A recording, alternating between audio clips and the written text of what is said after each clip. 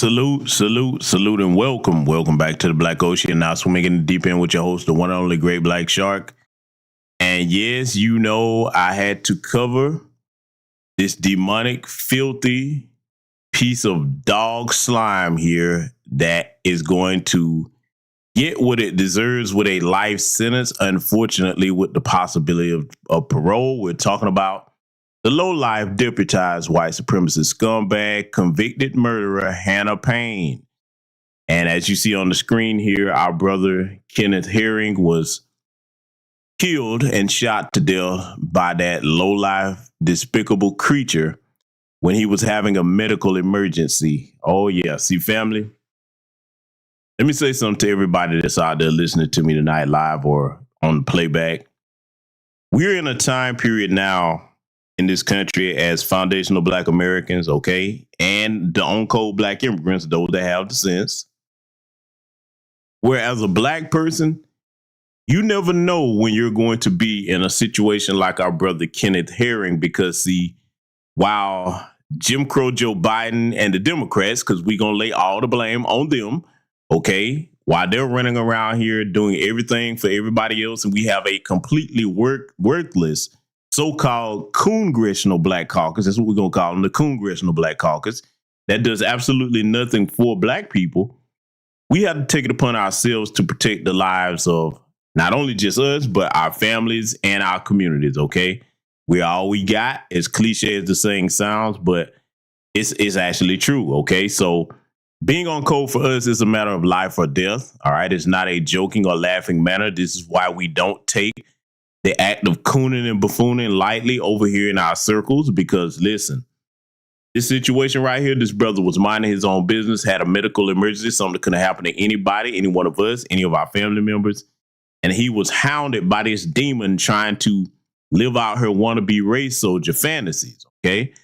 So now, it happened here in Georgia, and as I keep telling you all, this state is known as the Dirty South for a reason, okay? It's known as the Dirty South for a reason. A lot of people now from here don't understand why I say that, but all you need to do is look at what happened to our brother Ahmaud Arbery, okay? When those demonic white supremacist cowards who are rotting in hell right now, okay, in the prison where they belong, what they did to that brother, okay? See, there's a sentiment down here, and I know white supremacy is everywhere in this country, but see, what you got to understand in these southern states, okay, in these southern states, particularly the Southeast, there is no sugarcoating. One of the differences between the white supremacists in the northern and the western states, sure, they'll let that anti-Black racism fly, but it's somewhat sugarcoated depending on where you're at. Down here, there is no sugarcoating. And I've told you all this many times, particularly in the state of Georgia, from one end to the top of it to all the way down the bottom of the south of it till you get to Florida. There is a clear-cut understanding between Black people and white people down here.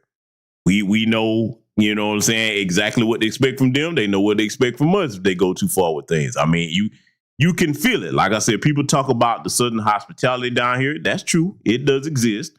But there are unspoken rules down here, okay? Those of us who are longtime residents, we understand these rules very well. And this is why, you know, as a member of New Black Media, I try to bring you that perspective from someone who was born and raised here. Even though I'm very well traveled, I know my state better than anybody, okay? So when this happened, I remember initially when this happened, it did not surprise me. But I just wish, man, that brother would have had somebody with him in the car that day that could have actually used their Second Amendment right to at least defend themselves against that damn demon. Okay, maybe the brother would still be here. Because, see, you got to understand something, family. When it comes to us as Black people, for the most part, unless we're disrespected, we try to treat everybody just like we would want to be treated.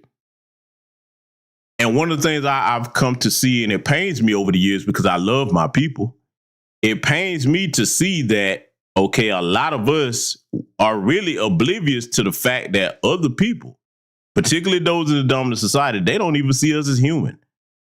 And I'm not just talking about the adults. See, a normal-minded Black person, we look at even children as innocent, okay, no matter what race they are.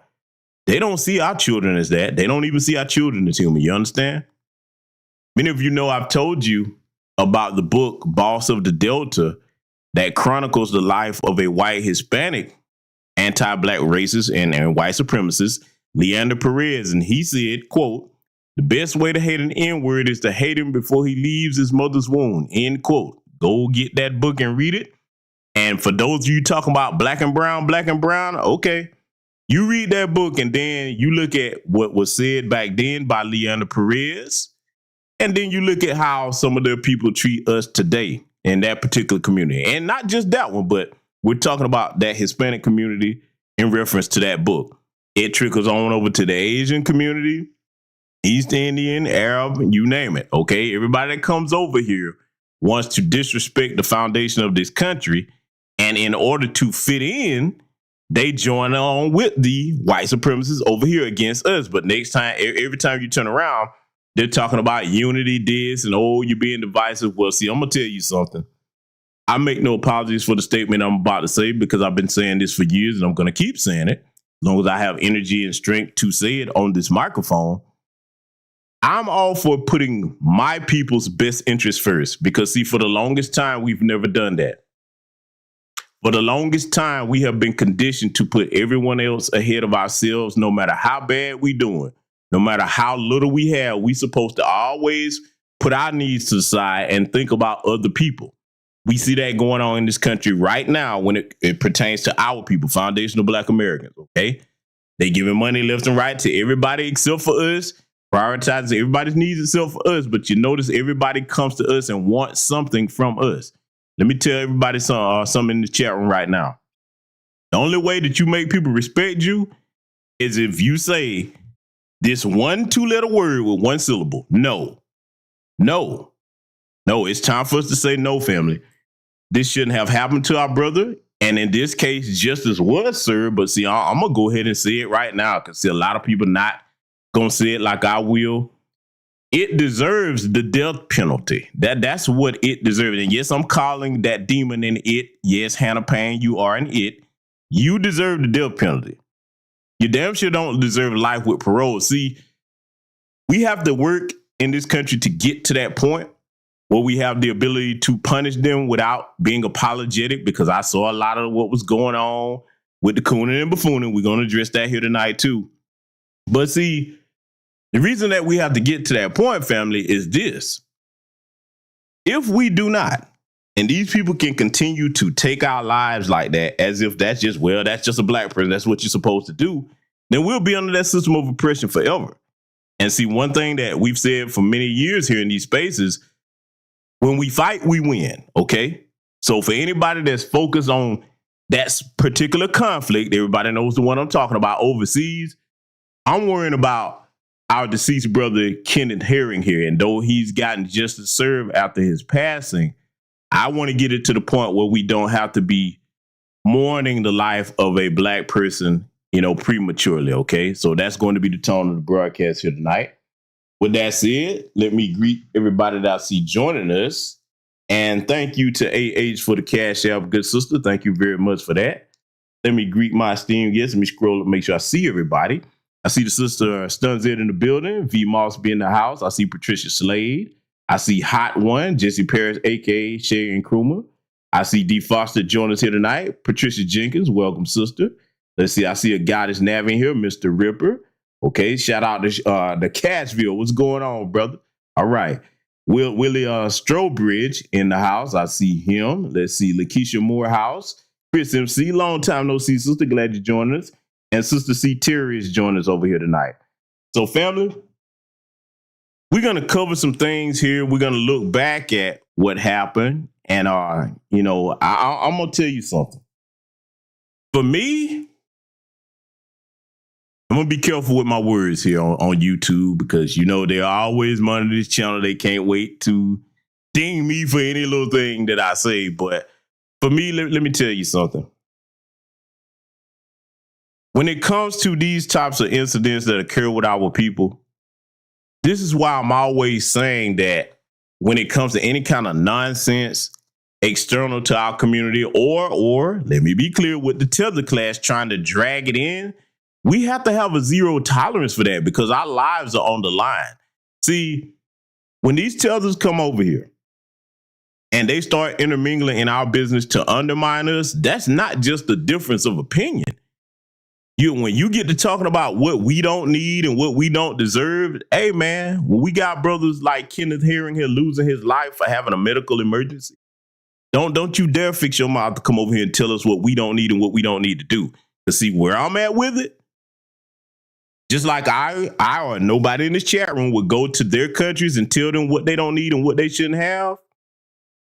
You're going to have to stop doing that over here because see now, if the minute that I see that, I'm not accepting any apologies. What I'm going to do, what any intelligent person would do as a means of self-preservation, I'm going to designate you right alongside the white supremacists.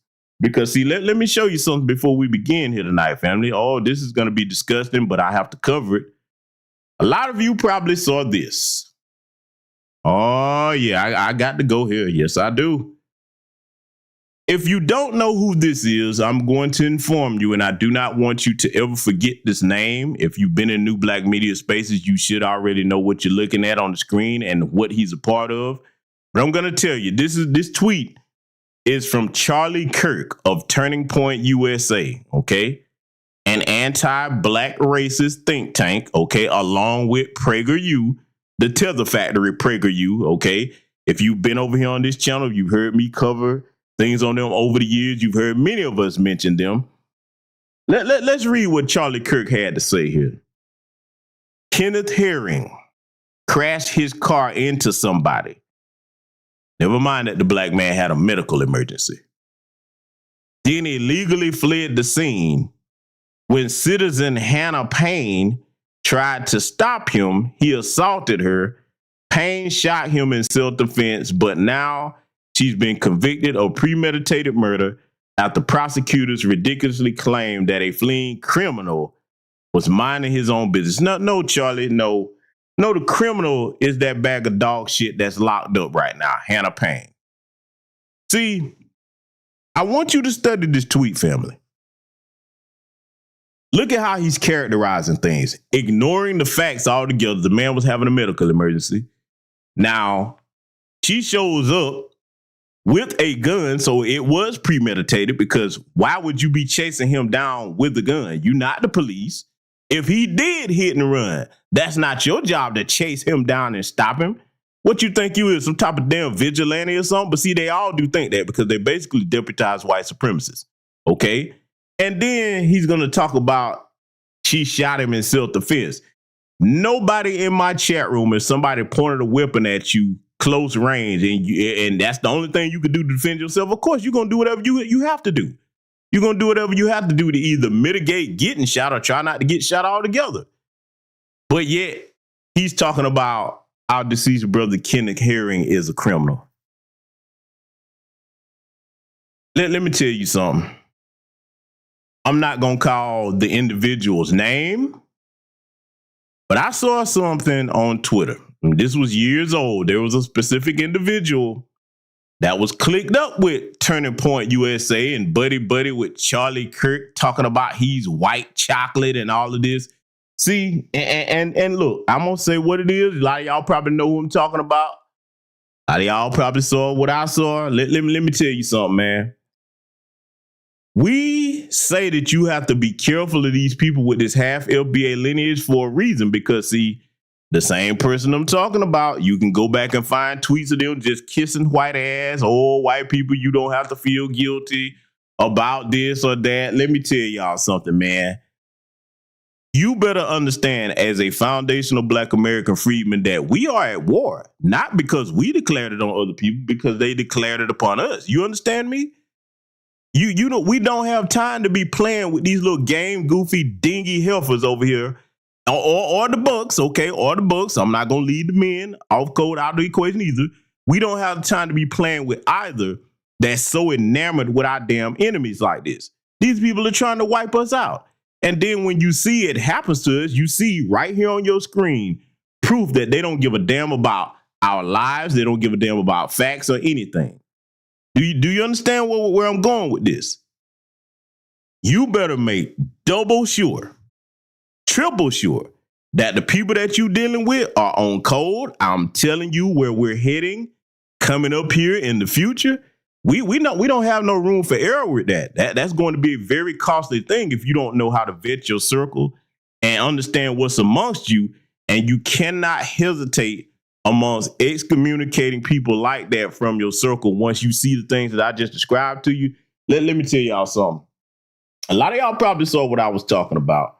Like I said, a lot of y'all probably saw what I was talking about, but I'm not going to even, mention that person's name, because if I start doing that, it's going to piss me off. And then see, like, a lot of these people, especially these confused tethers, and even the ones that are half FBA, if you start seeing them with that mentality, because they all have this sentiment for our oppressors.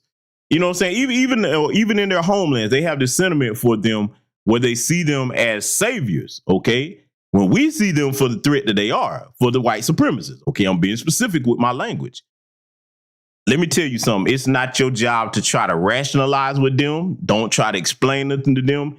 You better get to the point where you say, okay, you show me you over here in the liability category. Thank you for defining that. You stay over here, okay? Don't come over here with me in mind. I'm going to view you as a threat. That's where we're going to have to go with, okay? Because this kind of foolishness is silly, man. And they got a whole bunch of black coons running around with that Turning Point USA, PragerU, and all of that.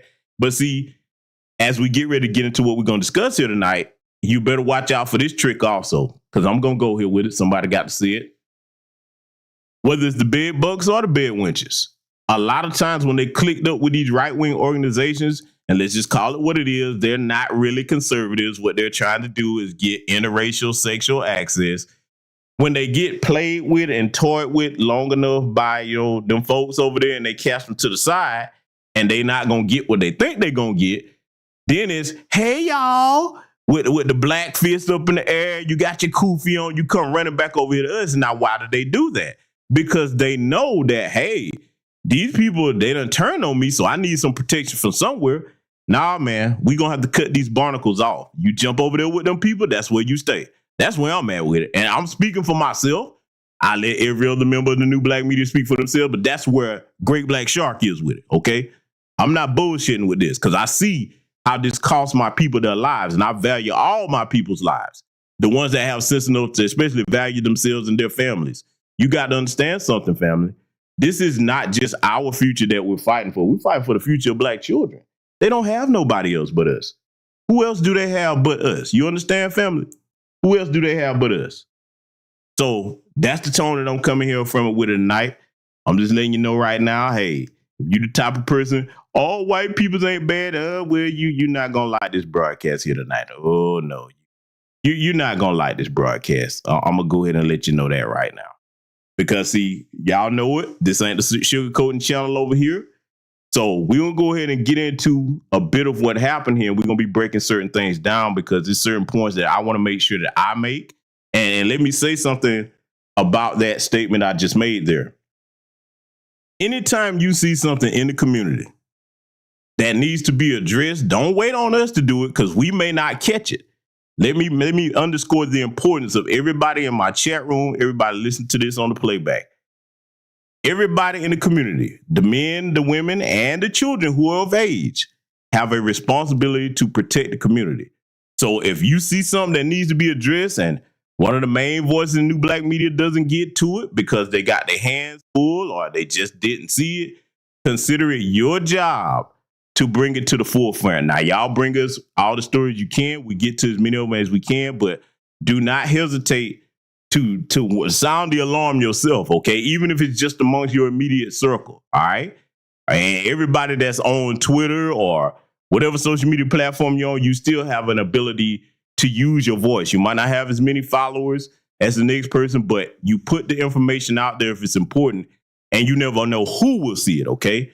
All of us have a role to play when it comes to protecting our people, okay?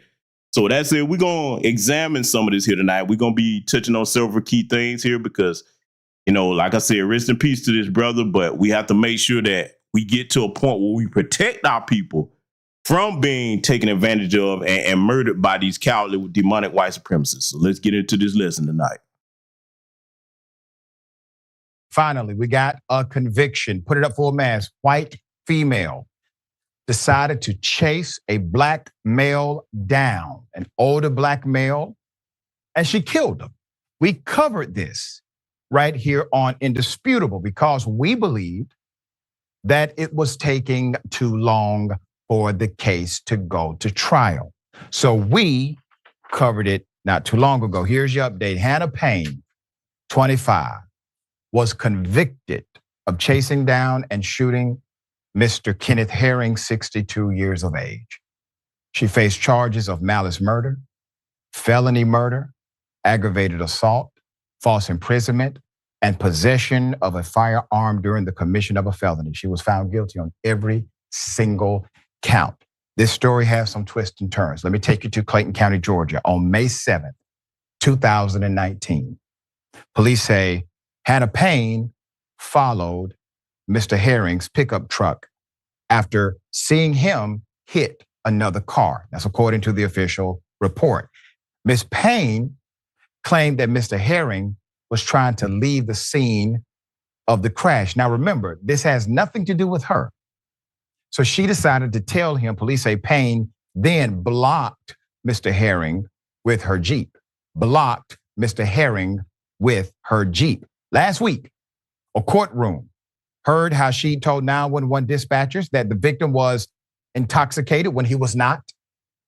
In a 911 call played for the jury on December 7th, the dispatcher asked Payne if she got Herring's tag number. Local station WAGA reported, quote, "No, but I'm catching up to him right now," Herring said in the audio. Okay, ma'am, we actually do not want you to chase him. We just want you to be safe. Now let me pause it right here and interrupt our good brother, Dr. Rashard Ritchie. I say this to the point where I sound like a broken record, but so be it. In the protection and the education of my people, I will say it yet again. Black parents, black parents, black parents, make sure you having these discussions with your children, because see, this reminds us of something, and everybody in my chat room knows where I'm finna go with this. Does this not remind us of what happened to Trayvon Martin when George Zimmerman was told not to follow him multiple times? Look at how she lied to say the man was intoxicated. See, when we address these Karens, that's not something we do just to mock them or make fun of them. This is how sick these demonic cowards are. You understand me? You better make sure your black children understand that. And not only that, you need to see, this is what I would do if I had a child. I'm gonna tell you right now, if I had a teenage son or daughter, I would sit them down and make sure that they understand that, you know, because you cannot be with your children 24/7. But I would sit down and make sure that they understand that your friends, you need to have these conversations amongst each other about what to do should you be set upon by them. First thing, you call us, you call your parents, okay? And then beyond that, you need to understand their mindset. They're not people you're going to be able to reason with, and you need to be prepared to defend yourself should these people try to harm you or take your life in some way. Because see, before we get back to this, let me show you something else. And shout out to my good brother, Black Voltron Reloaded. That's a solid brother over there holding down on the West Coast. Let me show you something, right? I mentioned my brother because this is a tweet that a white supremacist responded to in the same thread that I showed you from Charlie Kirk's tweet. Now I want you to read this now. I want you to see how irredeemable these bastards are. This toots woke, okay? This is what they said. In response to a tweet Black Voltron made under the same one that I presented with Charlie Kirk, it says, this shows what she described, basically trying to defend Hannah Payne. He pulled on the gun. When you pull on the barrel of the other person's finger is on the trigger, you are basically pulling the trigger. Same thing happened to Arbery, except my Arbery, that's what he means, except he grabbed the gun after sprinting 50 yards and assaulting the McMichaels. Now, family,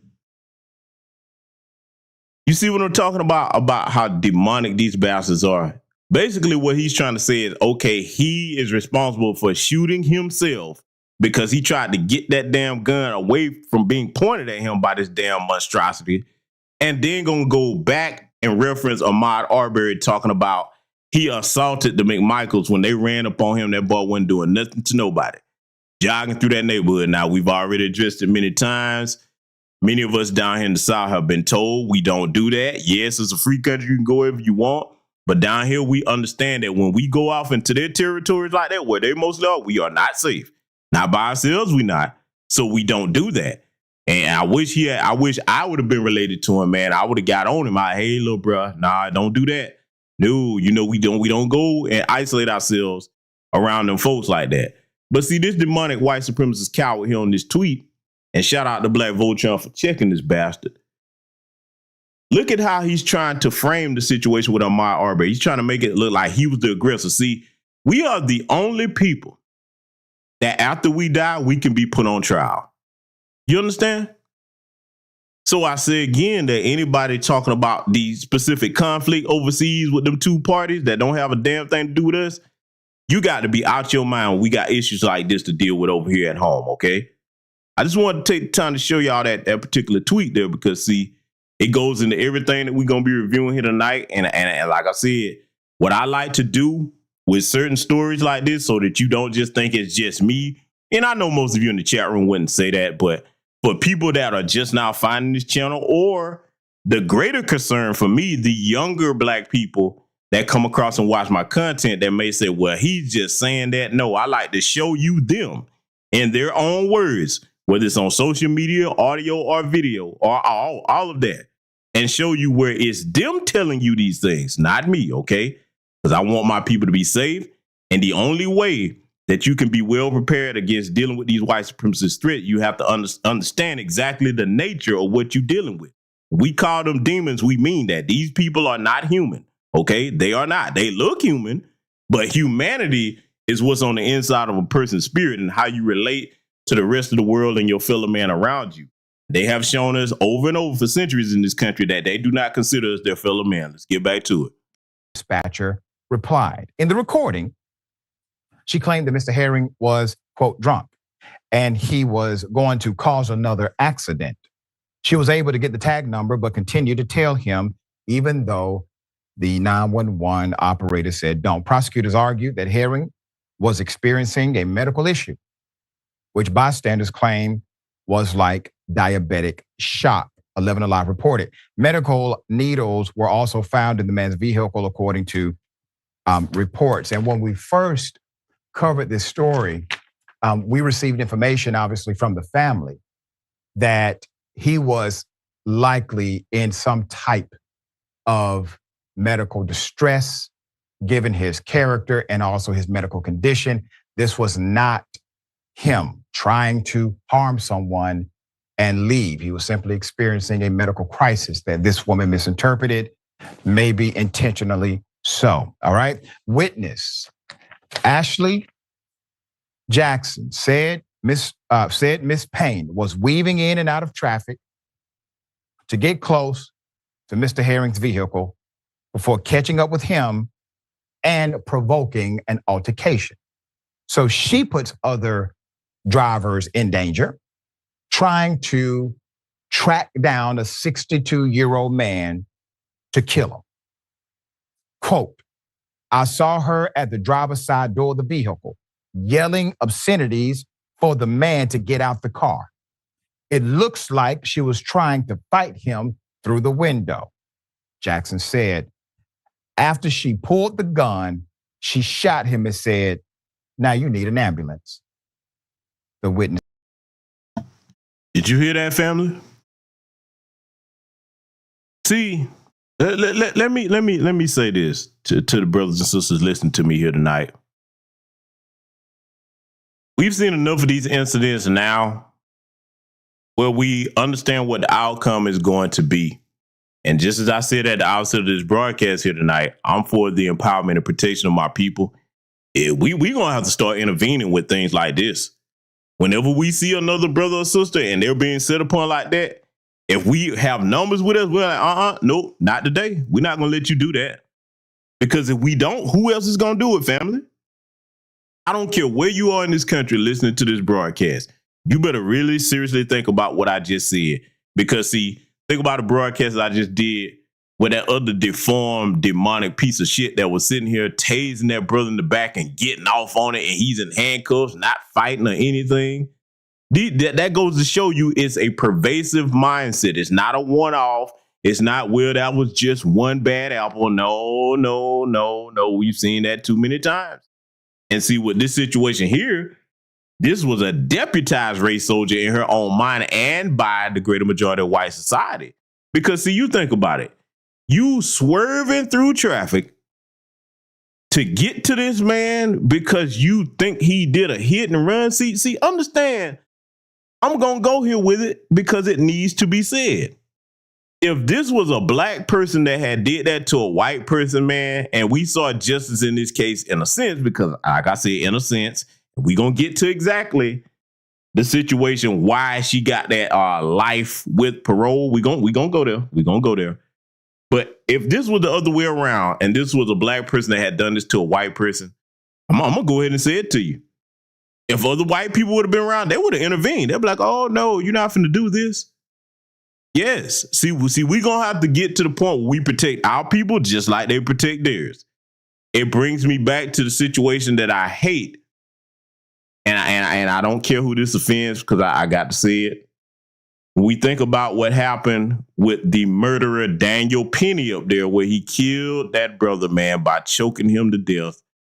And it's other black people there just watching this boy die. A homeless black man that was trying to get something to eat. See, I'm going to say it again because I said it when that initially happened and I covered it. Had that been down here in the South, we'd have stomped the shit out of that white boy. Yeah, that's right. We would have fucked him up. We ain't going to sit here and watch you kill another black person in front of us like that in close proximity where we got numbers. Oh, no. Oh, man. You know what I'm saying? I mean, look, if you didn't want to give the man nothing to eat or whatever, cool. You ain't got the right to try to take his life.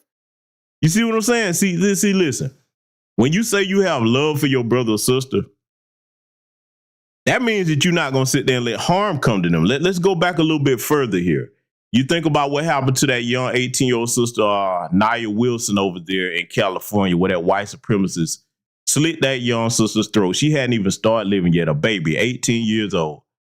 And nobody really tried to intervene like that to save her, man. Nah, man. See where I'm at with it, we losing too many, man. Even one is too many, okay? We got the ability to stop this family. So what I'm saying is, I get it. Everybody got their own family, but look, it's going to come a time, man, where we're going to have to make sure they understand that we are going to protect one another. We're not going to sit here and just look at you in a state of shock because you're a white person or wait on them folks to do it because them folks are clicked in with them, chances are. Okay? And yes, this time justice will serve in a sense. I'm going to keep saying that because it should not have the possibility of parole. We cannot wait on these things, okay? We have the ability to do this ourselves, okay? We have I already mentioned at the beginning of the broadcast, a worthless congressional black caucus that does nothing for our people. So when you're in a situation like that where the only thing you can do is look out for yourself, and this is what we should have been doing, then that's what we're going to have to engage in amongst our people, okay? Because like I said, it's a life or death situation. You see how when these things happen, notice you hadn't heard Kamala. Oh, yeah, I'm going there. You hadn't heard Joe Biden. You hadn't heard none of these people that's running around asking black people for their votes. And I'm talking about the Democratic Party because they're in office right now. The next time they come up to any one of you in this chat, bring this brother's name up. Not just him, but all black people that you know have been harmed, and say, okay, this and this happened on your watch. You asking me for my vote? What are you going to do to protect my people? Where's our anti-black hate crime bill? Huh? How you going to let the Asians get one ahead of us and then try to play in our faces, jackass Roland Martin, and tell us it's not an Asian hate crime bill? We read the damn bill over here on multiple platforms. Yes, it is. So when they come asking you for your votes, no, first thing, shut that down. Like, oh, wait, don't ask me for nothing. My people aren't safe. You're going to have to do something for me before I cast any vote for you. Earn my vote. That's what it's supposed to be anyway, okay? So, like I said, this type of stuff right here, family, where my mindset is, we're going to have to start protecting one another, man. This man was 62 years old, having a medical emergency. and was chased down by this demonic white supremacist, and then listen to how she was talking. Now you need an ambulance. You see, that goes in what I was saying about how they just don't value our lives. You just shot this man that wasn't a threat to you, and you gonna sit here and mock him? Huh? You think about what that cop was saying to that brother when she had him over the hood of that car. We keep telling you that white supremacists pass down their family like an heirloom. Let's let it continue. Sad. Her lawyer says Payne was acting as a good Samaritan and shot him in self-defense, according to WSB-TV.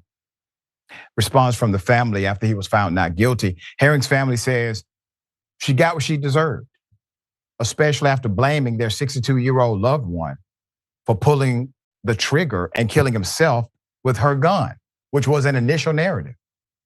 I think it's selfish to blame the victim when you were the aggressor. Herring's sister, Vicky Herring, explained outside the court. Keith Herring says he would never forget getting the call his brother had been shot.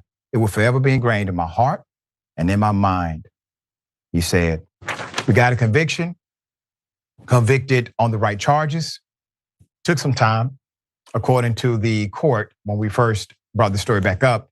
The reason for the delay was due to COVID, all right? So that created a delay in the case. The NAACP has been involved in this case. The Clayton County NAACP has been involved. Madam President, as we call her, great advocacy, continuing to keep this story alive. She's the one that brought it back to my attention when we updated the story the last time. Jordan, it took a lot, and there was a lot of ambiguity about her charges in the beginning and the bomb being set. It took a community and a movement to get the right charges affixed to this woman and get a prosecution nailed this tight, but she has now been convicted. Thoughts? Yeah, it's unfortunate that it took this long, but it does seem like justice has been served. They'll never bring back their loved one for that family, the victim's family, the Herrings, which is terrible. And it's always bittersweet when you have moments like this. Yeah. It's a rarity when someone who, seems like they were racially motivated. How else do you assume malintent by a 60-some-year-old man? I mean, I can't imagine the scenario would be the same if it was a 60-something-year-old white man. So now let me pause Dr. Rashard Ritchie's co-host here on his program. And I have a lot of respect for Dr. Rashard Ritchie, but I'm going to say this over here on my platform. Family, let me tell you something. When we're dealing with situations like this, there can be no ambiguity on whether or not it was racially motivated. Oh, no, we're not going to say it seems like. No, we're going to call a spade a spade. Just like they would call that if it was the other way around, a black person had did that to a white elderly person, okay? And see, I'm going to tell you right now, I really don't, they saying it was delayed because of COVID, and no. They was trying to play the same game down there with the Ahmaud Arbery case, okay? See, you got to understand something too. The other reason why we call it Dirty South, I know a lot of people have heard that in music over the years, and a lot of people thought it just had something to do with hip hop. No. Let me tell you where that term originated from. We say the Dirty South, we mean because all these judges, police, okay, all these lawmakers stuff down, a lot of them are related to one another. You understand? A lot of them are related to one another. And the number one thing on their minds, no matter what's going on, we could be on the verge of an invasion from a foreign power. The number one thing on their mind is, what about them niggas? Okay, you understand me? And I'm saying it like that because that's how they think down here. When we tell you they are twisted and demonic beyond all means, that is no laughing matter. We are not being hyperbolic. We're telling you this is how they think. So especially when you start going down out of the metro areas like Atlanta and you start getting out to the smaller cities, the little smaller towns and stuff, man, where they all clicked in with each other. I'm telling you, that's a whole nother world. There are places down here that you would come in the state of Georgia and other southern states where you would think you went back in time. I'm telling you, y'all, you know what? One of these days, I'm going to have to try to put some footage together with places like that. And y'all going to be like, I can't believe no place exists like this in 2023 going in 2024. Okay. I'm telling you, that's something I'm gonna make my business to do in the coming years, so I can show y'all what some of these places are like, and y'all can get an understanding. Like, okay, if you coming down here and you off code, you playing with your life at this point. And see, let me give this warning to a lot of you tilters jumping over here. When you move over here and you go towards the northern cities, okay, the Midwest, stuff like that, okay, yeah, they'll play with you a little bit. They'll play with you. You come down here with that goofy, oh, we all one human race shit. Man, listen, I keep telling people, and I've heard this misnomer stated several times. Oh, the Klan ain't no threat no more. Bullshit. Right here in Noonan, Georgia, you seen a couple years ago they had a Klan rally, and many other plots down here. Oh, they're alive and well down here. Not just them, many other of their splinter groups. Then they have a little infighting against each other, but they're alive and well down here. My point is this. You bring your ass over here with that goofy tether shit if you want it. They don't play with you down in the South. They're going to let you know what time it is. And see, I'm going to be blunt because I'm going to give the warning. Tethers, for you that come over here, you so crazy with white folks, you want to get you a Zaddy or you want to get you a Becky. Oh, they love setting y'all up because y'all will be the ones stupid enough to go off with them in isolated places when most black people down here, foundational black American freedmen, we don't play that game because we know better down here. They always looking to get one, okay? Y'all just don't understand. Y'all better look at some of my historical content that I got on this channel to show you how they think towards us, even in present day. And I'm going to be doing some more of that because, see, a lot of people have a lot of misconceptions about coming down here with that Southern hospitality thing. Look, this is what'll throw the tilters off. Generally, a lot of white people down here are very polite, and cordial at first glance dealing with them. But when you get into certain areas, okay, and certain situations come up, oh, they're going to let you know real quick, you're not one of us, okay? I'm just giving that warning to them. You can take it or leave it. Let's get back to it. You see that in their behavior. You see the disproportionate response from people. This person is a lunatic, chasing someone down in their car, putting everyone else on the road in danger, and then shooting them and taunting him after shooting him. Just psychotic behavior. And like I said, the family, I hope they can find peace at some point, but even though we have justice in the courtroom, it'll never fully, restore their family. Yeah, that's right. So now, that was Dr. Rashard Ritchie's report on that, and I just wanted to include that in there to bring people up to speed, especially our young ones that may not be aware of that, okay? So I know everybody, most of y'all are aware of it, but the reason why I do things like that is to keep in mind that there are a lot of young people that may not pay attention to this stuff because it's just called what it is. We've all been young before. That's not really high on their priority list. Okay, and then I get correspondence all the time from young black people that thank me for the work that I do. And I always tell them, hey, I'm just one channel, not the biggest. So I always try to put them up on bigger channels. Brother Tariq, Brother Jason, Professor Black True, Brother Philip Scott, Vicky Dillard, the younger, and this is most important, the younger members of New Black Media, Yatarian Reigns, okay, seasoned journalistic veteran. Yes, brother, I'm going to brag on you in case you happen to catch this. Seasoned journalistic veteran. The young up-and-coming brother, Afro Elite. Hey, man, look, that brother's going to be one to do big things in his city, okay? I don't know what his plans is, but that would make an excellent city council member if he ever decided to do that. Yes, brother, I'm bragging on you too. I'm watching you, brother. You're doing excellent work in Chicago. The sister ZZ, very well spoken, very articulate, on code sister. Okay, an excellent representation of a foundational Black American freedman woman that's on code. Okay, and there's many others. My brother Raheem Shabazz, sincere love the guy. Okay. His partner, Nicety Girl over there. All right. My brother, Information Man Show. I mean, it's so many people I could be here naming. My point is this. I try to put all the young ones that correspond with me up on those other channels as well, because they cover things from different points of view. They may catch stories that I missed. They may have a different take on something. Okay. Everybody has their part to play in educating and protecting our community. So that's the reason I wanted to give that recap of the case with Dr. Rashard Ritchie there, because he did an excellent job of detailing the phone call so you would see what her thoughts were. And I think everybody in my chat room would agree that, yes, that was premeditated. You knew what you was going to do when you weave through traffic like a damn mad woman trying to get to that brother and act your damn vigilante fantasy. But see, Now we got to get into this sentence in here because I'm going to play this for my audience. I want y'all to see this. I'm going to say it right now and give this disclaimer. It's going to make some people mad that don't like the truth told just like it is, because this judge right here, from what I understand, she's a tether. And that goes into something that I said earlier about that white savior complex. Remember when Tammy the Mammy in the case there, one of the most despicable cases, I have to say, because we all know the display I'm about to talk about, the Botham Jean murder trial, where Tammy the Mammy came down off the stand and gave that murderer, Amber Geiger, a damn hug. And then, as if that wasn't despicable enough, it infuriates me to even say this, but his brother brought his ass off that stand and hugged his brother's killer.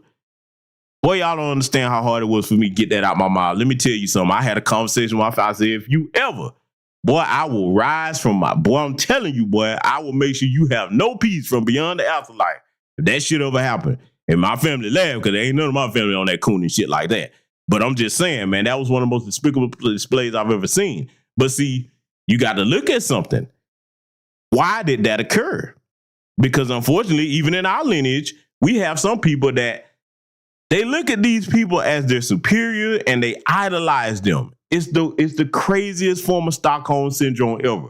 So for this tether, she sentenced her to life, but you left that window open for parole. So now a lot of people are looking at me probably like, well, that's cruel, man. Why you saying that? She did her. Nah, fuck all that. Kenneth Herring can't come back here. Bitch, you can't come back here. That's how I feel about it. That's right, Hannah Payne. You shouldn't be able to come back just like Kenneth Herring shouldn't be. Hey, an eye for an eye, goddammit. Fuck all that. When they go low, we go high. Nah, you go low with me, I go to the bowels of hell. That's where I go. So I'm going to tell you right now, we can never forget these types of things, because when her ass come up for parole, we need to be on it. No, that's a danger to the community. You don't need to get out.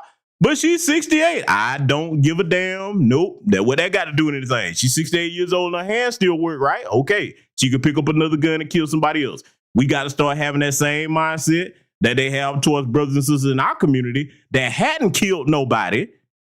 I'm going to say it again. That hadn't killed nobody, that's sitting in jail doing life sentences for drug charges. Hadn't killed nobody. Some as little as weed possession. But you want to make sure that they don't get out. So, cool, no problem. We're going to keep that same energy toward this damn convicted murderer.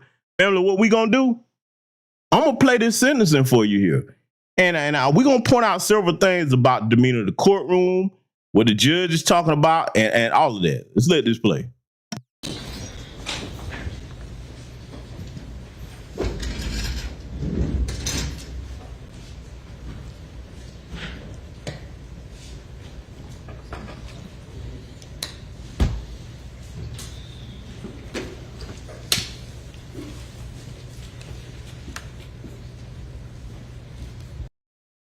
To make sure that y'all understand, this is Judge Jewel C. Scott, okay? Because, see, we need to remember all the names of these judges, too. We need to remember them. Jewel C. Scott, that's her name.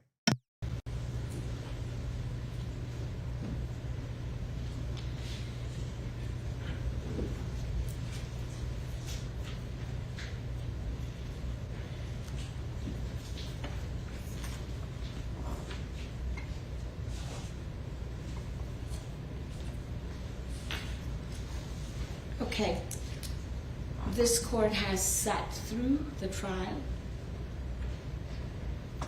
has heard arguments of defense and the state, has listened to the witnesses today, and after considering all of those things, the court will impose sentence as follows. Please stand, Ms. Payne.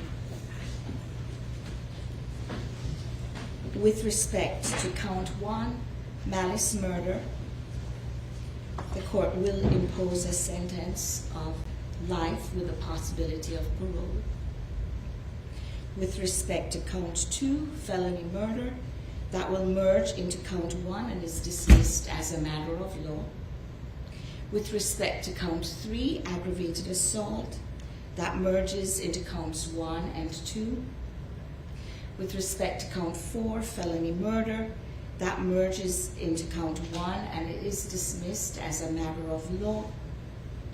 With respect to count 5, the false imprisonment verdict, the court imposes a sentence of 8 years consecutive.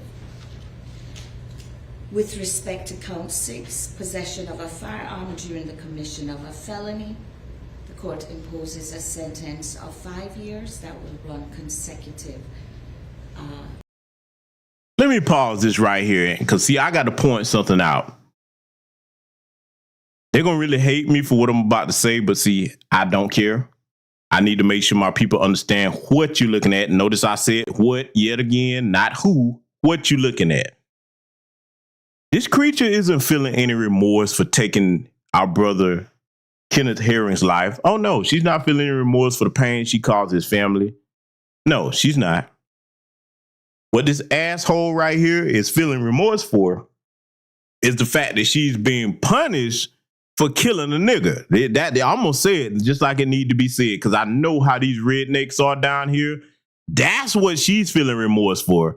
That's what she's feeling remorse for. I want y'all to understand that, okay? They don't have no remorse in regards to us because they don't see us as human beings. See, I get it. I understand it. What I just said is hard for a lot of black people to process. That hurt their feelings, not me. Oh no, I know what I'm dealing with. I know who they are. I've been around them my whole life down here, and I've seen what they do and how they move. Now, all of them that way? No, but we're not talking about all. We're talking about the ones that are, and it's more of them that are that way than are not across the nation, okay? See, when it comes to this, you would think that any black person that saw this, no matter their lineage, would be on the same page. Oh, no. You'll have some tethers over here trying to talk about, well, you know, you got to forgive. And see, that's where it goes into that misuse of religion at. And you know, I'm going to quote a book. I'm always quoting books over here. A lot of y'all have heard me mention this before. When it comes to the tethers and the misuse of religion, they are taught to see the white supremacists as deities. They look at them as God because of the way they've been portrayed in certain religious media. I want you to go and get a book called How to Make a Negro Christian by slave master Charles Colcock Jones. Now, I know a lot of you are saying, well, GBS, why would you recommend a book by a slave master? Simple. Because if you want to know how the devil thinks, you need to read his writings. You understand me? I don't just read the works of our grandmaster teachers. I read the Jared Taylors, the Richard Spencers, and also at the William Shockleys. I make sure that I understand what they think from them, not my assessment of what they think, or not even just our grandmaster teachers' assessments, because at the end of the day, who knows the devil better than the devil knows himself, okay? So if they're putting material out, I'm going to be familiar with it. Yes, I am. That, and not just me, all of us in New Black Media, okay? Because see, when it comes to this situation right here, the best way to protect yourself, I'm going to give you this phrase, and I don't want you to ever forget it. Forewarned is forearmed. Let's let it continue. To the underlying sentence, count 7 and 8 will merge into count 6. So the court's total sentence is life with the possibility of parole plus 8 years consecutive on the false imprisonment and 5 years consecutive on the possession of firearm during the commission of a felony. And that is the court sentence. So I'll remand you again, Ms. Payne, into the custody of the Sheriff's Department. Before I do have some instructions for you, Ms. Payne. You have a right to seek post-judgment relief from your conviction of the crimes, either by making a motion for a new trial in this court and or filing an appeal to a higher appellate court. If you want to file a motion for new trial or an appeal, then you will need to file the said motion or a notice of appeal with the clerk of Superior Court of this county within 30 days. You may want to more fully discuss this with your attorney. If a motion Oh, this bag of dog shit makes me sick right here, man. And this tell the judge, you can hear that heavy Caribbean accent. Look, this Peter Griffin built bitch right here, man, sitting up here with all this fake remorse. Like I said, that's anger. Don't ever let that fool you. Especially the white supremacist female, they do not feel remorse. They feel anger for being punished, especially when they're punished about doing any type of harm to a black person. But see, I'm gonna show you something. When this bitch was doing all that road rage, I'm gonna tell you what she looked like to me. This is what the motherfucker looked like to me. How many of y'all remember this movie, huh? Do y'all know what that's from? Y'all know what that's from? With her big, fat, rotund ass. Remember the movie Spawn? This is the villain clown. That's exactly what you look like, Hannah. You look like a clown now. And clown, you about to go and have a long sit down to think about what you did with your roly-poly, bad-built ass. You degenerate demon, you. That's what she looked like, sitting up here crying all of a sudden. That's what she was looking like when she was chasing our brother. Ha ha! I'm gonna get me a Negra. That's what you look like. That's what you look. This right here, all jokes aside, this is what they look like. This is what their inner spirit looks like. The damn clown from Spawn, okay? And even worse, when he transformed into the Violator. How many of y'all remember that form from that movie, okay? Yeah, that's what that bitch looked like. Yeah, I just wanted to show you that, man. She's sitting up here with all that fake remorse. Nah. You're not remorseful where you about to be. And see, I hope that, the women in there, I really hope that when they send your little clown from Spawn looking ass in there, I hope that they enroll you into the same program that Derek Chauvin was in. Because see, you need a arts and craft skill in prison. I'm a firm believer that that's a part of rehabilitation. So maybe they'll introduce you to the crochet needle knitting program that Derek Chauvin was introduced to, because you damn sure deserve it. You bad Bill bitch, you. I had to get that off my chest, family. But that's exactly what she looked like to me. That's exactly what she looked like sitting up here, man. Ooh, boy, and this mother. But see, back to this to the judge, though. When a lot of them come over here, you being divisive. And I know a lot of people, well, she did give a life. No, man, why not life without possibility of parole? You scared to do that? I got the question, why wouldn't you do that? You got the power to. Okay, all the charges fit that. There's nothing barring her from giving her life without the possibility of parole. And see, my point is this: when they come over here and they get in positions like judges and members of Congress, et cetera, mayors, okay, now you become my problem. Now you become my problem. Because see, this kind of shit right here, even though she got life, hear me clearly, even though she got life, we are at war for our lives. We need strong messages sent. There should be no life. Hell, you should get the death penalty. That's what you should get. That's where I'm going with it. So family, like I said, we got work to do. Any fool, and I'm going to say it again, any fool that's worried about that specific conflict overseas, you got your mind on the wrong business. Let's get back to it. Motion for new trial is made and the court denies it, you will have 30 days from the filing of this order of denial in which to file with the clerk of court your notice of appeal. You have a right to have an attorney represent you on the motion for new trial and the first level of direct appellate review. And if you cannot afford to hire an attorney, the court will provide you an attorney and a transcript of your trial at no cost. In addition,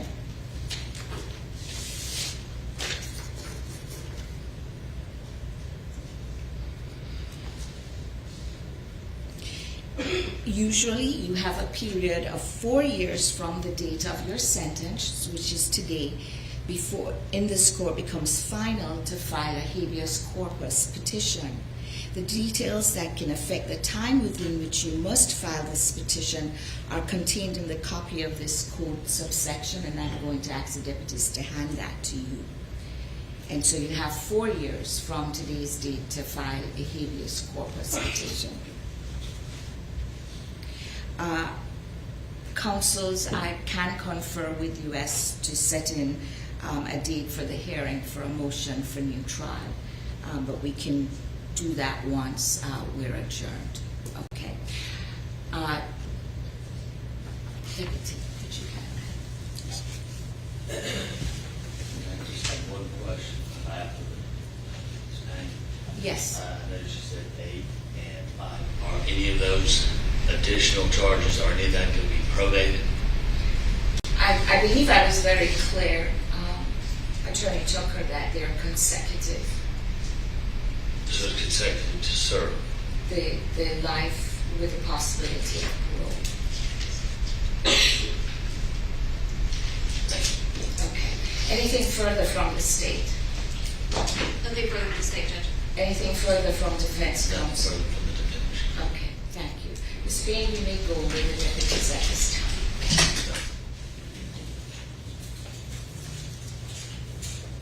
With respect to this matter, the court stands adjourned at this time.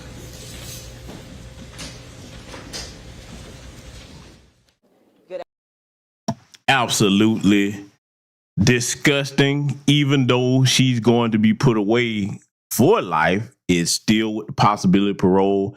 And I'm going to double down on it because, see, again, like I said outside the broadcast, it's not just about those of us here in the prison. I'm thinking about, okay, Ash, when you get out, you'll be 68 years old. I don't care nothing about it. Look how long Carolyn Dunham Bryant lived, and they refused to punish her on Jim Crow Joe Biden's watch. Okay, even though there was a warrant for her arrest, her ass should have died in a damn cell. That's right. That's where all of us are with it. I was saying it. Everybody else was saying it. That's where she should die at. All right. Feel the same for this maggot right here. If you're not gonna give her the death penalty, okay, well then you need to sit in that box until you expire. Because if your old wrinkled ass get out, you still a threat to my people. I don't want you back out here in civilized society. Well, amongst us in civilized society, because your people are not civilized. We clearly see that by her actions. Okay. And like the sister Tasha Peters said in the chat room, notice the correlation and the similarities between when they talk to these white people. Okay. Even when they're in positions of authority like judges, they try to be all polite and soft spoken. Let's take it back to Tammy the Mammy. Remember when she was up there petting and stroking all on Amber Geiger's head while she was holding it, gave her a Bible and all of that? I have never, and I want my chat room to correct me if I'm wrong. If you've ever seen it, let me know. I have never seen a white male or female judge come off their stand and hug no convicted black murderer and give them no damn Bible and offer to pray with them. I ain't never seen it. Somebody let me know if you've ever seen it. Okay? So I want you to remember everything that we reviewed with that sentencing so you could see, one, the look on her face. There was no remorse. She was only angry because she was punished for killing a black man who, in their eyes, our lives are worthless. The lives of our children are worthless. But see, we're going to have to deal with this heifer right here. Oh, y'all knew I wasn't going to leave this out. We're going to have to deal with this because, see, let me give the sisters who are on code their just due over here tonight. I know a lot of times when you're over here in New Black Media Space, when we getting on these mammies, I know a lot of y'all probably tend to think that we just being hard for no reason. Some of you, not all, but it's for a reason, because we can't afford to be in these detrimental situations when we have the chance to exercise power and they drop the ball. And even though she got life, I'm gonna say it yet again, life with no parole. That's what the sentence needed to be. We can't have these women, okay, or men in positions where they're scared to exercise power and produce justice on our behalf.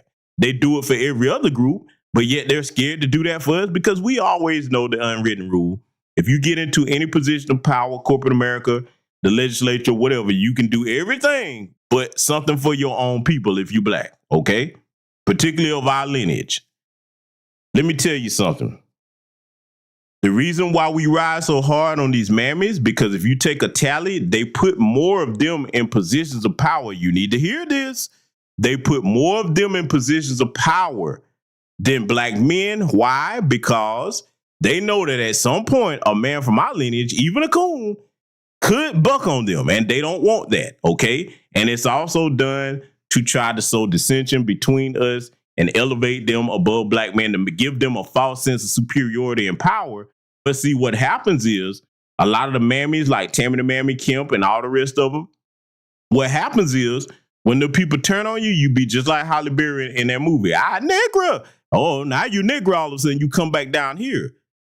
Salute to you sisters who are on code, okay? Because see, we need those of you that are on code and solid in their positions. Like Brother Marcel says, one of the things that we need to do, hey, we know who the on code people in the community are. If they decide to run for a position or some type of office, we need to be full 100% support behind them. The people that we know and trust to represent us. Because see, a lot of times when you start looking at these folks, especially the tellers, be like, where you come from? Where your people? You just popped up all of a sudden. Don't nobody know you. Yeah, we gonna have to get that strict with it because you know why? Every other group and community in this country, you understand me? All the groups that Jim Crow, Joe Biden, and Kamala are doing stuff for, they know who's representing them. You understand? We the only group where we got to look around. Who the hell is this person? Where they come from? Talking about what we don't need and what we shouldn't have. And sitting up here, well, we just need to stay calm now. Yeah, see, I'm going to play this, family. And some of what I just talked about, we going to review this because you're going to hear some of this out of her mouth. And I'm going to tell you right now, we have to start making pariahs of these people that express these damn sentiments, okay? Because, see, as she speaks, I want you to keep in mind one thing. And never mind whether you think it's real or fake, because I covered it here on this channel. Many other people have covered it. When she's speaking, I want you to keep in mind the Willie Lynch letter for those of you that read it. Let's let this play. Good afternoon, everyone. Thank you for coming. Just right off the bat, I wanted to thank a couple of people. I wanted to thank the Sheriff's Department for the security that they have provided throughout this trial. Also, the Clayton County Police Department for the security that they have provided to the family also. I plea to the public. We have seen the statements that are on social media. I ask that you do not threaten either family. It's a tragedy all the way around. Justice has been served. The jury found Ms. Payne guilty, so please do not. Oh, they kill me trying to be so respectful to these convicted murderers. They don't speak that way when they convict us of things when we hadn't even taken anybody's life. But now, let me go ahead and take the time to say it. Peace to the Herring family, those that are on code anyway, okay? But fuck that bitch Hannah Payne's family. I'm saying it, damn it. I ain't got no love for this damn demon because her family produced what took our brother's life. I don't owe you no respect. I ain't got no respect for you because your community keeps on supporting things like this to happen to our people. No, fuck that. I ain't got to take no high road. I'm not telling nobody to issue them no type of threats because I'm of the mindset, if you're going to do something, just do it. Don't threaten nothing. Just be about what you say you're going to do if that's the road you're going. Okay? But as far as talking about, oh, so they've been through enough. No, the fuck they hadn't. Because that bitch is still alive. She didn't get the death penalty. They ain't been through nothing close to what the Herring family is experiencing.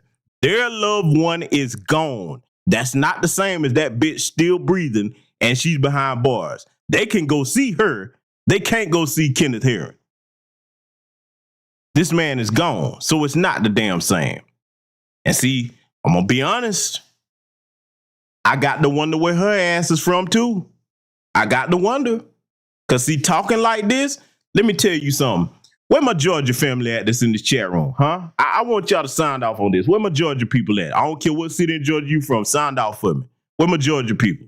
I want y'all to bear me witness on this so everybody else that's not from here and in this chat room can bear me witness on this.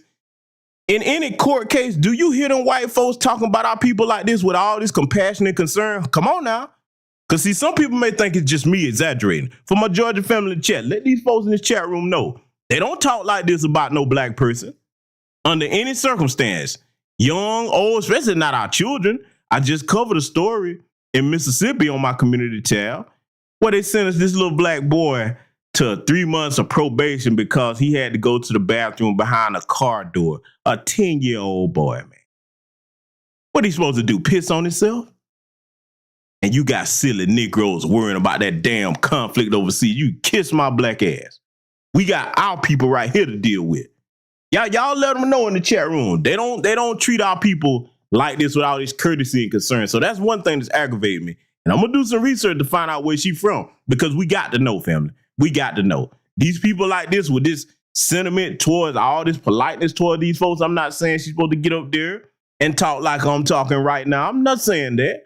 But damn, be on code with your people and just be, hey, you could be stoic. You'd be like, well, yeah, justice is served. Is that the third? You ain't have to throw all that extra shit in there about concern for their family. That's a convicted murderer that took a member of our community away. That's where I'm at with it, okay? But I'm gonna let her get further into it because we got a lot more to analyze about her demeanor here. Threaten the Herring family or the Payne family. Both families are still grieving. Let them grieve in peace without you threatening them. I beg of you, to those that have been online and sending those threats, please stop. Please stop. This is something that was handled correctly through the Justice Department, through the justice system. The jury found Ms. Payne guilty. Ms. Payne is going away for life with the possibility of parole. Why though, bitch?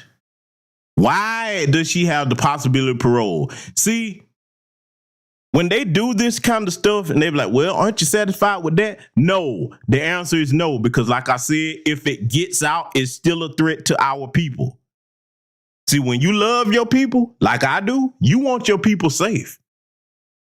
I don't just want to be safe myself. I want all of you in here to be safe. I want your families and your children to be safe. I want their children to be safe, your grandchildren, okay? That's where I'm going with it. I'm doing what they do with us. I'm looking beyond like, well, no, we don't think that you would be conducive to be back out here amongst civilized society. That's what we better start thinking. We already know how these people feel about us from centuries of their actions. And see, here's the other thing that Black parents must sit down and have a conversation with your teenage children and your children in their early 20s. All that talk about a post-racial society, all that talk about, well, racism is going to fade out with the old generation. Really? Is Kyle Rittenhouse an old man? Was Dylan Roof an old man? Was Peyton Gendron an old man? See the pattern?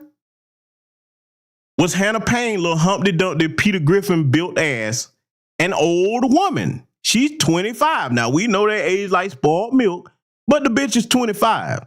So my point is this. All that dying out with the old generation stuff, no, I can't tell. I deal with what's in front of me, not what I wish was or what should be or what we hope for. We are a people that cannot afford to deal with falsehoods and fantasies. We have to deal with things as they are in front of us and take the steps that are in our best interest to protect our people, our families, and our communities. For those of you who do not understand what life with the possibility of parole means, it means in 30 years, that will be the first time that she will be able to come up for parole. But she's got an additional 13 years. She's a 25-year-old woman. I'm not good with math, but 30 plus 13 would put her somewhere around 78 years old before she could possibly get out of jail. So justice has been done. I can tell she ain't good with math because it would be 68 years, but ma'am, if you're not good with math, you probably not good with much else. But yeah, like I said, I'm going to do some digging in her background, figure out where the fuck she from. And see, look, not just her, but family, let me tell you something. All these so-called look like me people, my president look like me, oh, my this look like me. No, we going to have to start doing some lineage checking. Oh, yeah, we're going to have to start doing some lineage checking, man, and make sure we understand who we actually dealing with, where you from. Because unfortunately, there's a tether class over here with a certain sentiment towards foundational Black Americans, okay? Now, in this case, for those that are not of our lineage, so that you're not confused, I don't have nothing against those of you that are on code. I've said that many times over the years. All of us have. But when you get in positions of authority where you can affect my people's lives and you want to soft shoe on white supremacy, and yes, I'm going to say it one more time, just because she got life, that don't mean it's not soft shoeing. Yes, I'm saying it. It should be life with no parole. See, for those that are struggling to understand it, I'm not talking to anybody in our lineage. I'm thinking actually about the people that are not of our lineage now. Let me explain something to you all because I'm talking to y'all directly, okay? When it comes to cancer, okay, something that could take you out of here, if you got the ability to go to the doctor and the doctor says, okay, you got two options. We can remove all the cancer out of you and we can get you started on a healthy diet and regimen so you'll be cancer free. Or would you rather the option the doctor say, well, we just take a little bit out and see, if you can actually handle the rest of what the cancer could do if it starts to multiply, metastasize and what have you. Which one would you choose? Exactly. So my point is this. When it comes to these types of threats to our community, I look at them as a cancer. I want them completely removed. I don't want to leave you no possibility to come back and kill another black person. Okay? So that's the context I'm putting it in for those outside of our lineage. And if y'all got any sense, you better start thinking the same way. Let's let it continue. Done here for Kenneth Herring. We would love for Mr. Herring to be home with his family right now for Christmas, but unfortunately, we don't have the power to go back in time and stop what happened on that day. Oh, we don't have the power to go back in time, ma'am, but we do have the power to get it right in the future. And you should be on code with everybody else that you know that has any authority in pushing for an anti-black hate crime bill. Salute to the brother Daryl Bledsoe for the cash out. Thank you very much, my brother. But see, that's a talking point right there that I hate. Well, we can't go back in the past and change time. We know that, man. We know that. But we can change the present. See, a case like this shouldn't just be one, okay, I've done my job. That's just another case in the books. What you gonna do to make sure that you advocate and use what position and authority that you have to try to protect black people from these things in the future? Huh? That's what I want to hear. That's what I want to hear. And furthermore, I'm gonna say it again for those that are just joining us. Any of these politicians that approach you about a vote, please bring up our brother Kenneth Herring's name and other members of black people that you know who had their lives taken and say, listen, this is a situation in my community. We need to be protected. What are you prepared to do? And don't let them talk around the issue. They start talking any other thing, people of color, okay, a BIPOC and all this other foolishness. Nope. If you can't say black and what you're going to specifically do for black people, have a good day. Get out of my face. That's as simple as that. That's how we're going to have to keep it. You understand? That's how we're going to have to keep it. It's long overdue. We should have been had this type of energy. But like I said, when we fight, we win. And we have a lot of work to do. Let's let it continue. So all we can do is go forward right now. I want to thank my entire office. These two ladies, Chief Assistant Bonnie Smith and Nigel Hunter, ADA Nigel Hunter, they did a phenomenal job. All the investigators, the victim advocates, for 4 years, it has been stop and go, and it's been frustrating. My office is right next to Chief Assistant Bonnie Smith, and anybody who knows Bonnie knows that she keeps her office at 55 degrees year round. So I've been, we've been sitting, I've been actually at her door talking to her about this case. I refuse to go in there and sit down and freeze, but they have done a phenomenal job. They have done a phenomenal job. I know that they have not rested in the last month and a half. The investigators that have been running, they too have not rested. The victim advocates that have held the hands of the Herring family and provided them with the answers, the security, and been there to answer those questions when we have not been able to because we've been running. I can't tell you what it is a pleasure it is to work with these people in this office because it truly is a team. It took a team to get this conviction, and it's going to take the team for us to be there for the Herring family to make sure that they continue to heal. So to the citizens of Georgia, to the citizens of Clayton County, justice has been served. The DA's office will continue the fight for all of those victims that are still out there, that are still waiting for their day in court. We're getting ready for the rest of y'all, and we will continue to fight. Tasha, Yes. The Herring family. Let me make a statement as a resident of the state of Georgia. And ma'am, this goes to you and your team and everybody else. We know you're going to continue to fight, or you won't be in them positions. We will make sure that you removed the right way and get you out. If it comes to any type of vote in any position across the board, not just hers, any position, we will get you out. See, when we say voting does matter, okay, that's on the local level. Okay, your local politics. Yes, that's the time that you need to be registered to vote and say, oh, okay, all right. You think you're gonna play games or whatever? Okay, now in this situation, she did the right thing, but I'm still pissed off about that life with the possibility of parole. I'm serious about that. That rubs me the wrong way. No, you should never get out. And I'm not gonna apologize for saying that. I've said it over and over. But see, in regards to the other people, for example, in other matters, look at Chicago, New York, right here in Atlanta. And trust me, I've been working behind the scenes to get some things done here where I am about that. I do a lot quietly. I don't like to announce certain things because certain things you don't announce until you're sure you got a victory. This whole sanctuary city issue. Let me tell my people some of my lineage. That's something we're going to have to get serious about, pressing everybody where we are about. We don't need to wait till our heads are damn near underwater before we deal with this immigrant thing. Because look, it's not as bad for some of us as it is in Chicago and New York, but we don't need to wait till it get to that point. We need to say, oh, okay, this is what you want? That sanctuary city stuff, it's got to go. It's got to go. And it can't be no, well, it's not going to be on the ballot. Oh, no, you're going to put it on the ballot. Because if you don't, we're going to make sure you're not in office. See, I want my people to become accustomed to wielding your power because we do have it. Now, for those that say, oh, man, GBH, we don't have no power. We ain't important. See, and that's mostly tether class thinking. Let me tell everybody something here right now. I don't care what your political leanings are, what your faith is, whatever. I think all of you will be able to agree with this. If a people or a person has no power, you would consider that group of people or person insignificant, right? Am I not right? Everybody following my logic?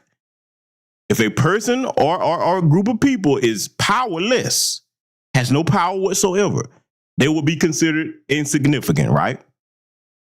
I posit to you this. Family, what have they been in our face asking for? Every election cycle, they run it asking us for what? Our votes. You don't ask a powerless or insignificant group of people to come voting for you over and over. Do you understand what I'm telling you about your power, family? I understand the conditioning of our community for centuries to be taught that we're less than, that we're insignificant, not important. And all you have to do is start looking at what you are capable of. See, you ask yourself this question, why do you think they're working so hard to take the history out of these schools? They don't want you to realize who you are. And see, let me tell you something else. To encourage my people further to do the right thing, because I'm going to be right here in this battle with you until I'm no longer able. Okay? As long as I'm here on this physical plane, I'm going to be fighting to do what's necessary to empower and protect my people. During the pandemic, when we were unplugged from a lot of the distractions, coming out of that, these people took data on that. You understand? They took data on how we come out of that and started to focus on things that were primarily important to our empowerment and survival. That scared the absolute shit out of them. You understand me? Those of us that have woken up from that sleep, because unfortunately many people lost their lives. All of us probably lost somebody during that time of the pandemic. My condolences out to you if that applies to you as well. But let me tell you something. The good thing about that is coming out of that situation, it allowed us to focus on what we should have been focused on all along. Okay?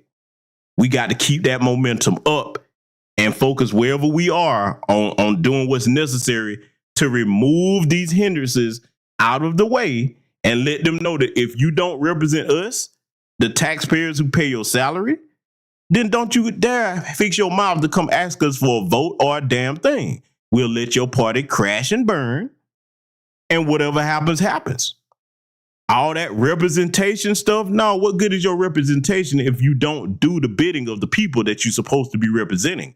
If you're too ashamed to mention the people, black folks, and say that in specific terms without black and brown or people of color or BIPOC and all this other stuff, minorities, if you're so ashamed to mention us, then do you really deserve our votes? No, family, it's time for us to redirect our power and put these people in their places. And if their places aren't going to be representing us the way they're supposed to, then their place can be out of office. That's the long and the short of it right there. So I think everybody, no matter what your political leaning, what your religion is, I think everybody can agree with that much. Let's let it continue. Ask the judge for life without parole, and your office sought that as well. What's your reaction to the judge not going with that recommendation? We're not shocked. Judge Scott is good Scott and a good judge, and she's a fair judge, and she has a heart. And we've seen in other. To hell with all of that. She's a good judge and she has a heart. Listen here, you hard-faced bitch you. And yes, I'm going here. No.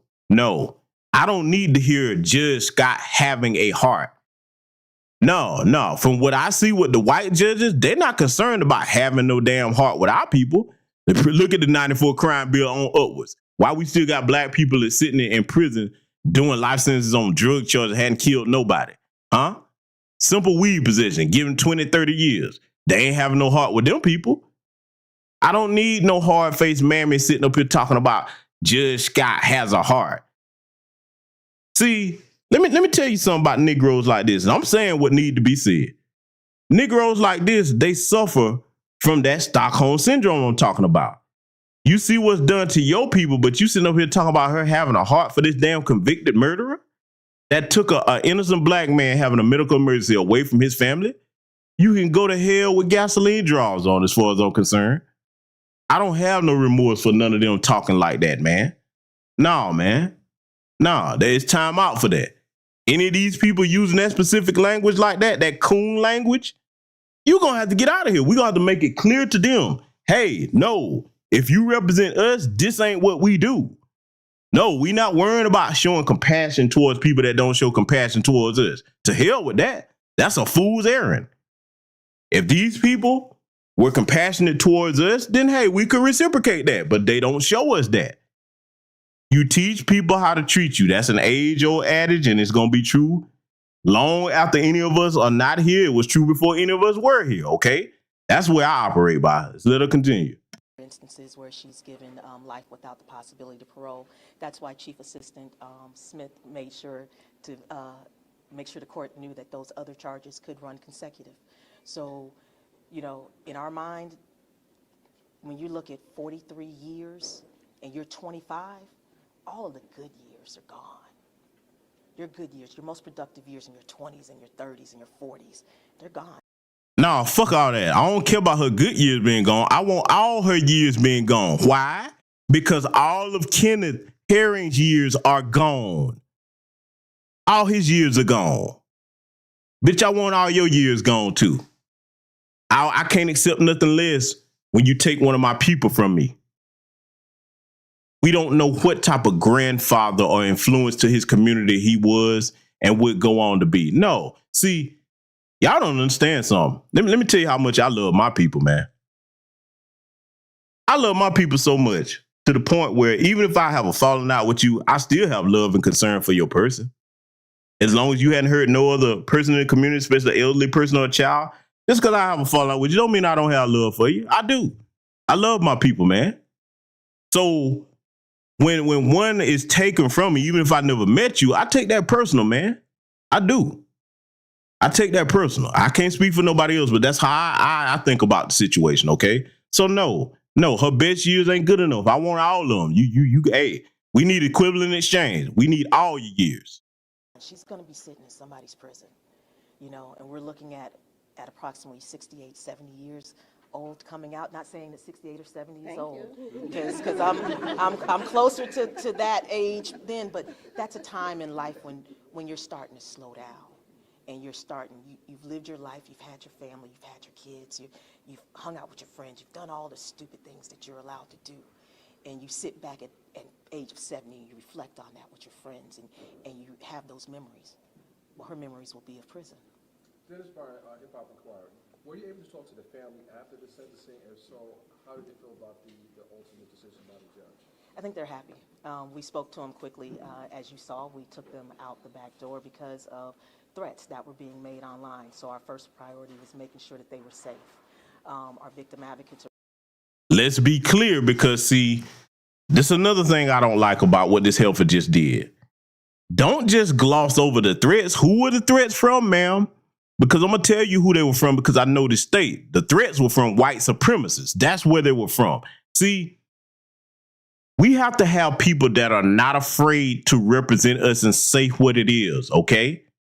You don't just gloss over that with threats made, acting like it could be anybody. No, it's only one group of people down here that would have been threatening their family. White supremacists.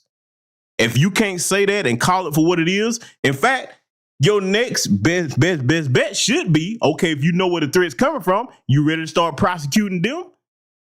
Oh yeah, I'm going there with it. Because see, Fannie Willis, if you can sit up here and go after rappers for what they said in a song and you throwing all kinds of RICO charges at them, Why don't you show that same energy towards these white supremacist groups down here? Yeah, that's where I'm at with it, family. Let's let it continue. Speaking to them, but overall, they're happy. But they want their brothers, so they will never be whole. True happiness would be Kenneth sitting down at Christmas dinner. That would be true happiness, and calling his sister Biscuit. You know, so yeah. Why do you think we're seeing these threats in this case? I think people are under the misconception that it was race. We never, ever brought race into this matter. And that right there is the unforgivable sin that this hard-faced heifer just committed. Have you lost your damn mind? It's not about race, huh? Really?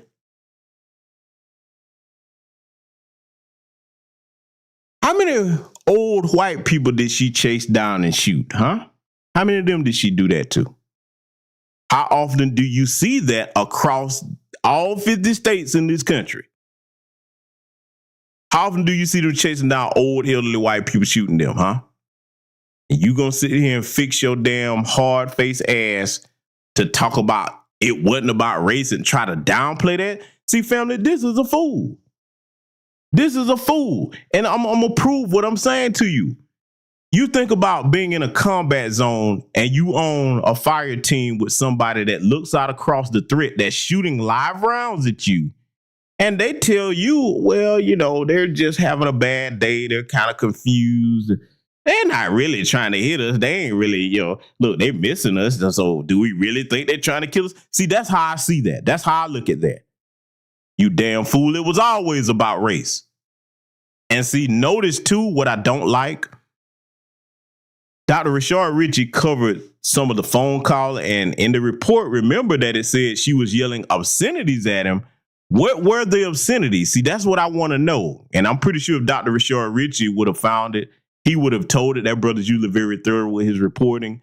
But chances are he did not have the information. I guarantee she was letting all kinds of N-words fly at this man. But see, they don't want to talk about that. Somebody knows, somebody was there. And see, let me tell you something about these rednecks down here in Georgia. They ain't gonna get that information up. Oh no, they ain't gonna get that information up. For sitting up here talking about it ain't about race. I'm gonna say it in no uncertain terms and unapologetically.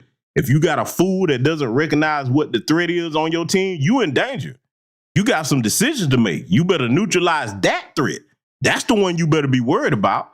That's a liability. You cannot afford to have that anywhere next to you. Up here talking about she don't think it was about a race and didn't allow that to play into the factors. Now that bitch did when she killed brother Kenneth Herring. Disgusting. As I told y'all when she was convicted the other night, that was too simple to say that it was black and white. You know, we sat in our office for 4 years. We were having these discussions and trying to figure out why. Only Hannah Payne knows why she did it. But the fact that No, we all know why she did it. You pretending not to know. See, let me say something to you, Sam Bozos and Sam Betts that sit up here in these positions like this, Helfer, and pull this bullshit because you want to stay in white people's good graces, whether you're afraid of them or you trying to hold out not saying that because you want to be buddy-buddy with some of them. When they turn on your ass, all of us, especially myself, I'm going to remember these statements. You won't have any help coming from me. If you're too afraid to represent our people and actually produce justice, then don't take the position in the first place. I'd rather one of these rednecks be up there than your black ass if you ain't got sense enough to call the damn threat what it is.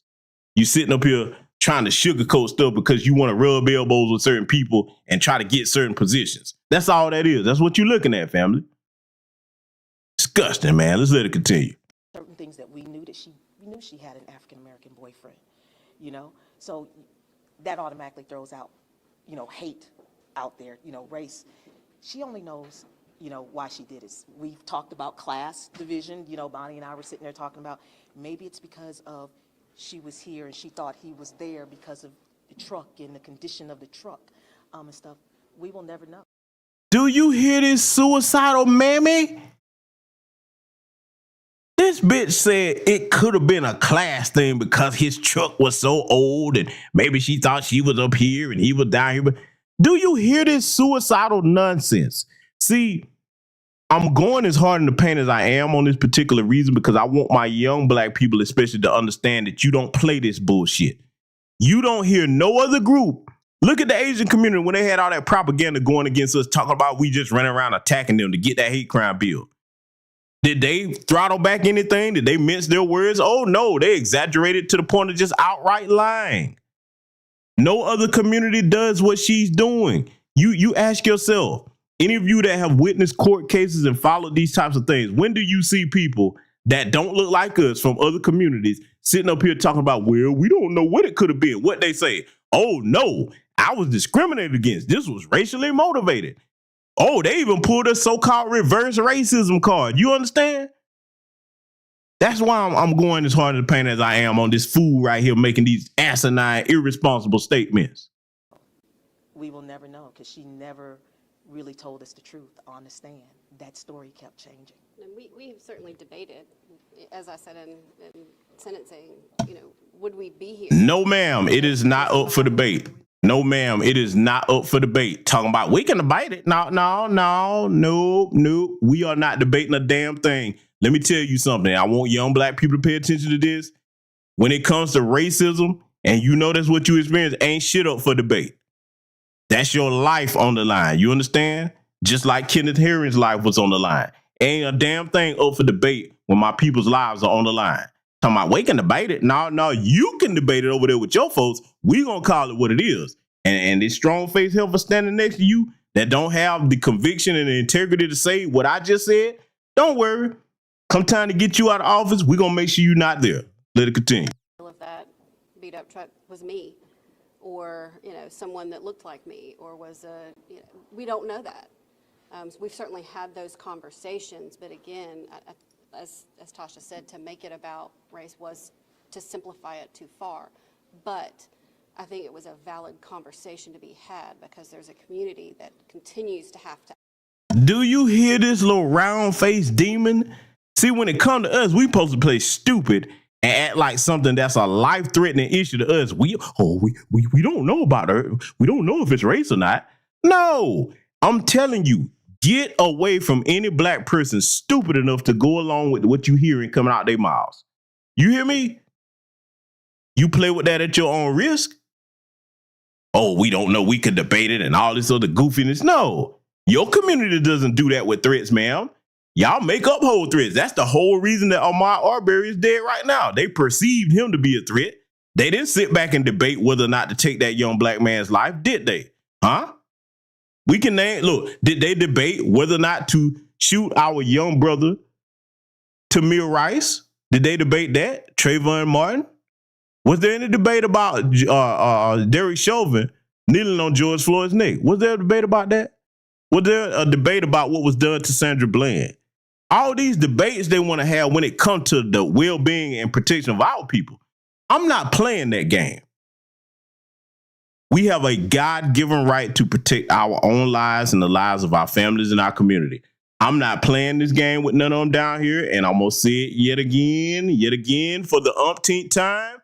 Any of you fools of our lineage that's talking about the conflict overseas, you don't have your head in the right place. I don't have time to worry about that. I didn't fire one rocket in either direction. My people's lives are at stake over here. My focus remains here. Ask for their trial date, continues to have to ask for protection and healing and time and understanding and to be heard. So I think that while that might be too simple of an answer, I'm glad that it opens a conversation for us to be able to have about, why?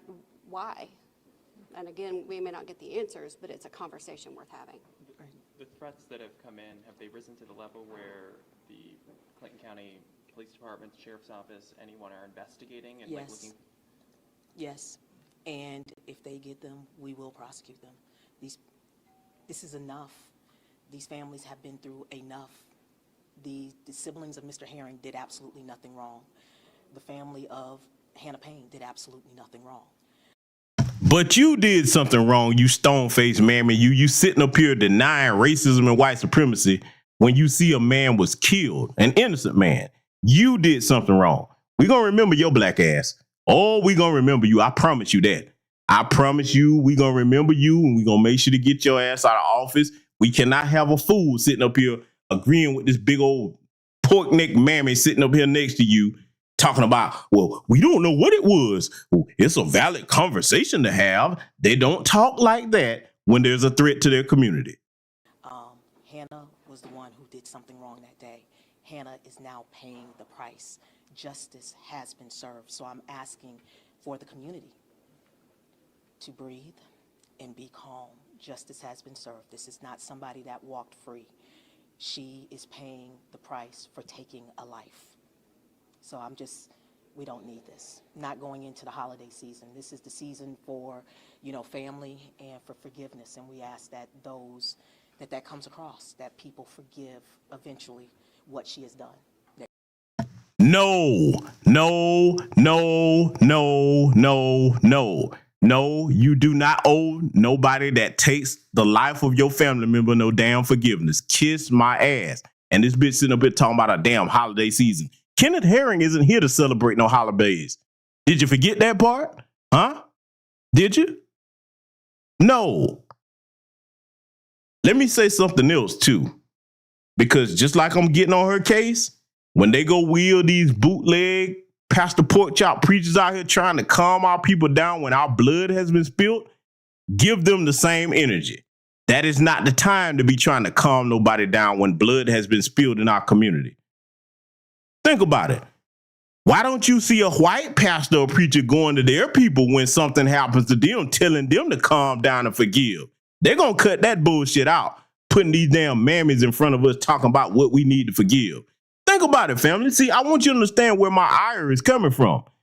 Name a time that you've seen a prominent white pastor or preacher get on television or at a press conference and go tell the white community to calm down and forgive anytime something happens to them, especially at the hands of a black person. If they don't tolerate it, we shouldn't either. She took a life. I brought this broadcast to you tonight because somebody needed to say it just like I said it. Somebody need to cover it the way that I covered it. Other people are probably going to speak on it. They'll speak on it in their own way. But since it happened here in my state, I was not going to overlook commenting on that situation. We have work to do, family. We have work to do. Yes, she's got life, but it's with the possibility of parole. It needs to get to a point where any politician seeking our vote are claiming to represent us, and we don't need to wait until something happens.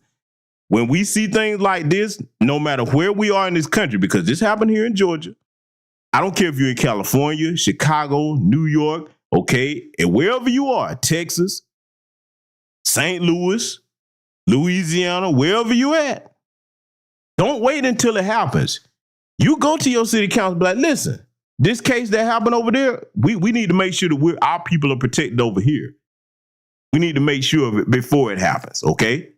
We need to make sure that the people that are put in position to represent us, they understand that their job is to do just that without sugarcoating things. We need to drill them and press them directly and say, listen, if you were faced with a situation where you're representing our community and it's clear that it was because of racism and white supremacy, do you have the integrity to say exactly that without sugarcoating things? If the first time we see that you don't worry, your replacement will be incoming. That's the energy we need going forward to protect our people. So thank you very much to everybody that joined us over here tonight. You could have been anywhere, but you were over here. Thank you to everybody that contributed to the broadcast. And please, please protect yourselves out here, family. Protect yourselves. Stay focused on what's important. And with that said, Black first, and I will see you all in future content.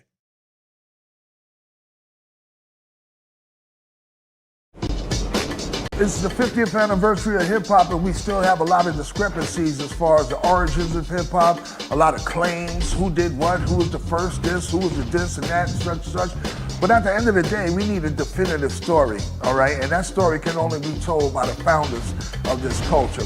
Like everything was being driven and influenced by young, Black, American culture.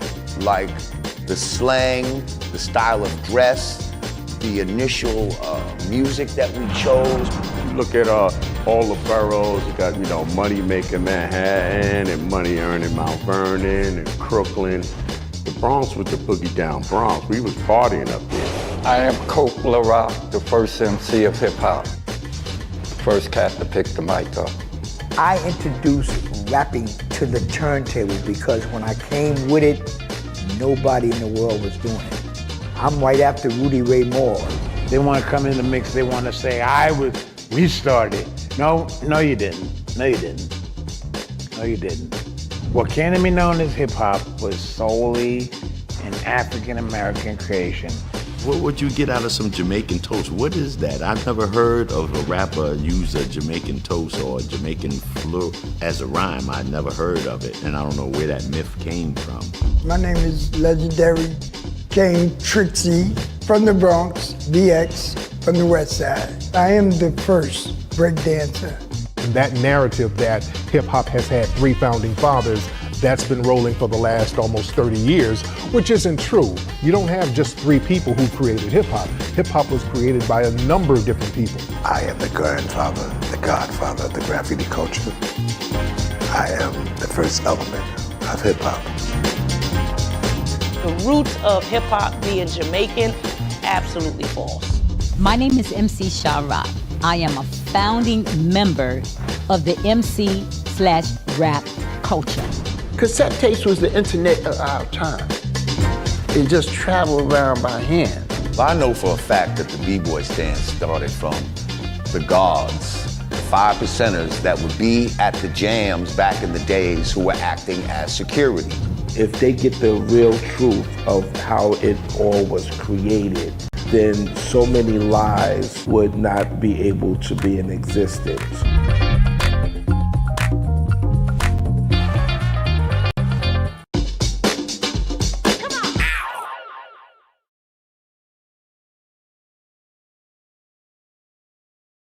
When we talk about hip hop and what it is, it's an extension of the music and the instrumentation that our forefathers created. Check out the live stream premiere of the documentary short, It's Bigger Than Hip Hop, The Black American Family Tree, and Q&A, a fundraiser to create a series detailing music's evolution. Go to DewanB.com for streaming passes and crowdfunding.